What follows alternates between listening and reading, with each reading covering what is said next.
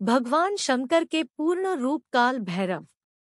एक बार सुमेरु पर्वत पर बैठे हुए ब्रह्माजी के पास जाकर देवताओं ने उनसे अविनाशी तत्व बताने का अनुरोध किया। शिवजी की माया से मोहित ब्रह्माजी उस तत्व को न जानते हुए भी इस प्रकार कहने लगे, मैं ही इस संसार को उत्पन्न करने वाला स्वयंभू अजन्मा एकमात्र ईश्वर अनादि भक्ति ब्रह्मा घोर निरंजन आत्मा हूँ। मैं ही प्रवृत्ति और निवृत्ति का मूलाधार सर्वलीन पूर्ण ब्रह्मा हूँ। ब्रह्मा जी ऐसा की पर मुनि मंडली में विद्यमान विष्णु जी ने उन्हें समझाते हुए कहा कि मेरी आज्ञा से तो तुम सृष्टि के रचयिता बने हो, मेरा अनादर करके तुम अपने प्रभुत्व की बात कैसे कर रहे हो। इस प्रकार ब्रह्मा और विष्णु अपना अपना प्रभुत्व स्थापित करने लगे और अपने पक्ष के समर्थन में शास्त्र वाक्य उद्धृत करने लगे। अंततः वेदों से पूछने का निर्णय हुआ तो स्वरूप धारण करके आए चारों वेदों ने क्रमशः अपना मत 6 इस प्रकार प्रकट किया। ऋग्वेद जिसके भीतर समस्त भूत निहित है तथा जिससे सब कुछ प्रवत्त होता है और जिसे परमात्मा कहा जाता है, वह एक रुद्र रूप ही है। यजुर्वेद जिसके द्वारा हम वेद भी प्रमाणित होते हैं तथा जो ईश्वर के संपूर्ण यज्ञों तथा योगों से भजन किया जाता है, सबका दृष्टा वह एक शिव ही है। सामवेद जो समस्त संसारी जनों को भरमाता है, जिसे योगी जन ढूंढते हैं और जिसकी भांति से सारा संसार प्रकाशित होता है, वे एक त्र्यंबक शिवजी ही है।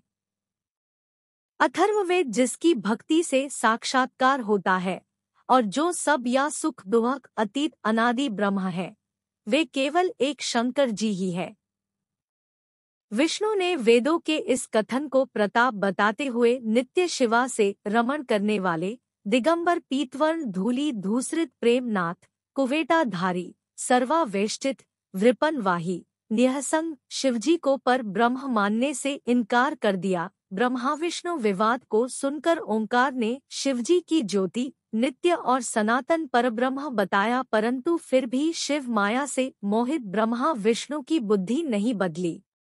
उस समय उन दोनों के मध्य आदि अंत रहित एक ऐसी विशाल ज्योति प्रकट हुई कि उससे ब्रह्मा का पंचम सिर जलने लगा। इतने में त्रिशूलधारी नीललोहित शिव वहां प्रकट हुए तो अज्ञानतावश ब्रह्मा उन्हें अपना पुत्र समझकर अपनी शरण में आने को कहने लगे।